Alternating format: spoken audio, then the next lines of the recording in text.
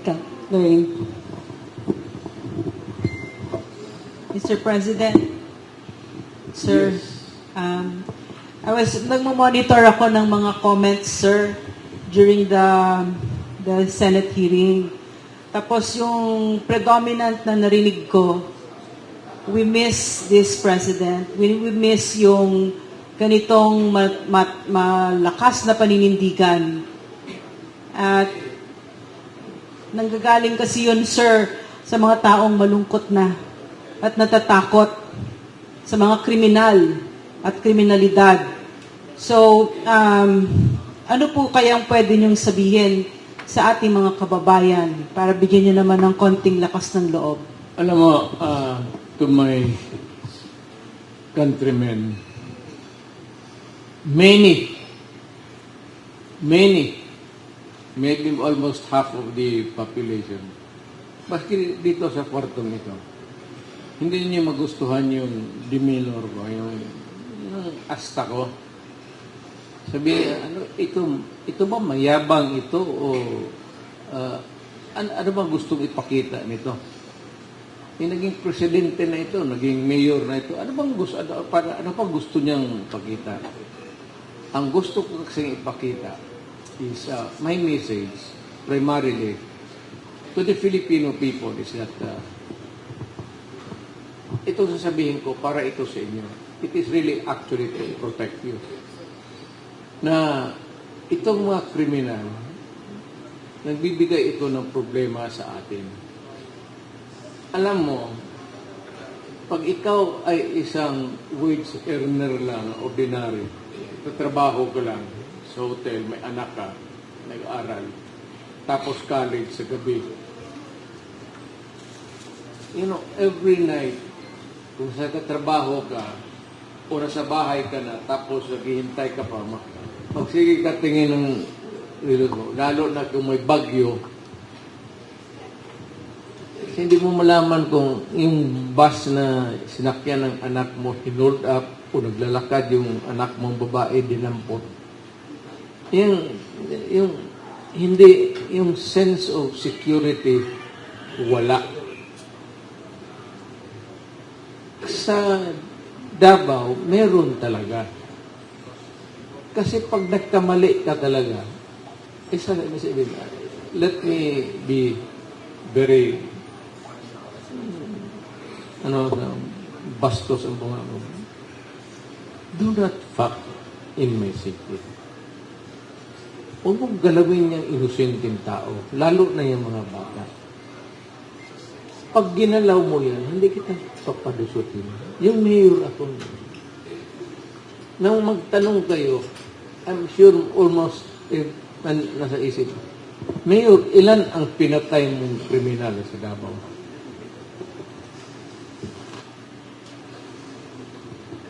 Hindi ko naman masabi mo, I can't quantify it. At sinabi ko lang, there was, we enjoyed a little place or there was law and order, sumusunod naman lahat. Malinis ang Davao, sumusunod naman sinabi ko na huwag natin hiyain ang, maraming bisita dito, pagandahin natin ang Davao. Kayong mga kriminal, umalis na kayo. Nung punta kayo sa ibang lugar, may sinasabi ako na mga cities, pero out of respeto sa kanila, I will not repeat. Kung mai-insulto rin sila. So, umalis kayo. I'll give you the chance. Pero wala ko talagang patience sa maliit masyado ang magkamali ka lang ng kunti. Pagka-criminal ka, may record ka, galing nakulong ka na. At may record ka sa database sa national. Mag-ingat ka talaga kasi kunting katamali yan. Tatapusin kita. Para ano?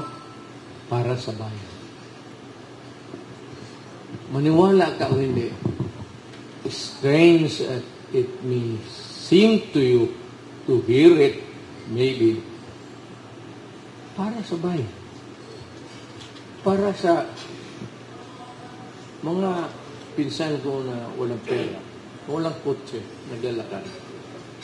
Para sa mga kapatid kong Pilipino dito na mag-uwi, tapos magsakay ng bus, tapos hold upin pa yung bus, kukunin pa yung pera, at minsan may binabaris na may sinasaksak.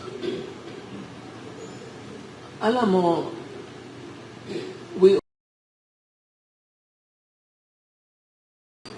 Diyos ko po, bigyan mo kami ng hustisya. Ngayon, tanungin ko si Diyos, Diyos, kailan kami maghintay? At least, bigyan mo kami ng time limit. Padaan mo lang dyan sa pare yung message na ito yung sagot ko. Hoy, Rodrigo, gago ka. Ayan. Pero kung wala kang binatagong time limit, at magtitiis kami dito araw-araw, may ma-hold up, may ma-rape, at least one rape is killed a day, one kidnapper killed a day.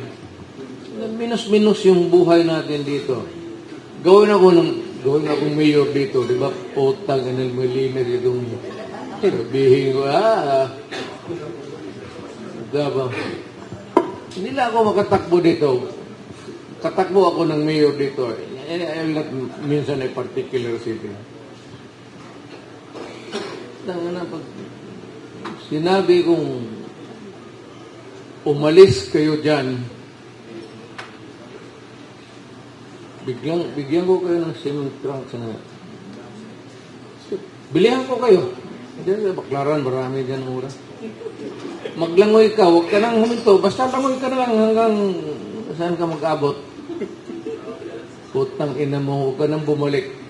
Do not look back or try to swim back. Kasi naghihintay ako dito. May baril, putang ina mo. May katanungan pa, MJ? Ay, one more. MJ. Sir, ako ulit.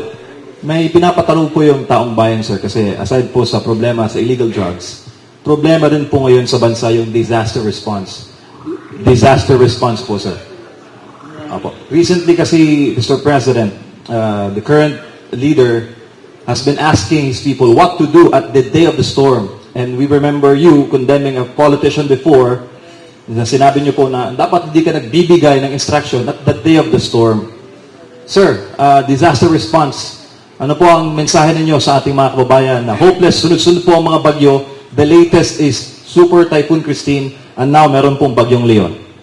Alam mo, in fairness to the President, kay Mr. Marcos, awa naman si Presidente, hindi naman siya magdapat every typhoon o every mag-order pa siya ng ito.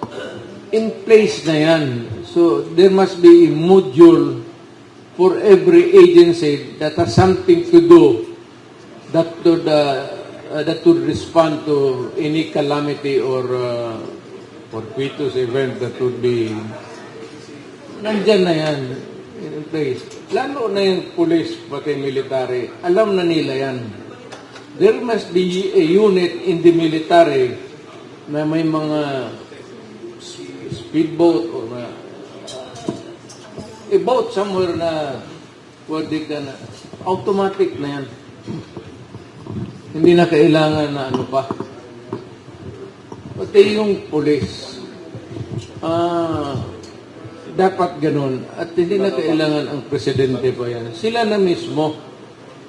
Because in every crisis, kaawa naman itong mga police pati military, sila yung nagiging punching bag. But sino naman ang tawagan natin? Who can better respond to a crisis as quickly as the police and the military? Sila yan eh. Lang ngayon, kayo mga military and police, I know that you are overworked, overtasked. Galing ako sa Malacanang. Pagpasinsahan na natin yan, kasi ganyan ang sitwasyon natin. Maybe at some other time in the future, we on our organizations sa gobyerno. Pero sa ngayon, nakasanayan tayo na ganito, at the fastest way really for a reactive move, police alam ko nakakaawa, pati police, especially if they are put to task for being flagged na ito pagkukulang. Hindi madali yung trabaho nila. Hindi madali ang trabaho. Walang tulog, walang duty ng 24 hours. Alam ko hirap sila. At alam ko na how they suffer. They're not only enduring it, they're suffering.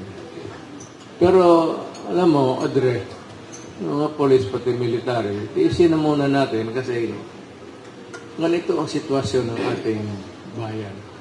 Maybe, in the fullness of God's time, pagka nagkaroon tayo ng kunting improvement sa economy, pera, and we can elect more progressive leaders in the local level, maybe things would improve along the way, but it would take time. In the meantime, yung practice na aabutan natin na gano'n, we just have to make it. Masama man pakinggan, pero pagpasinsahin muna natin kasi yun talaga ang totoo. Right, next question, Marlon.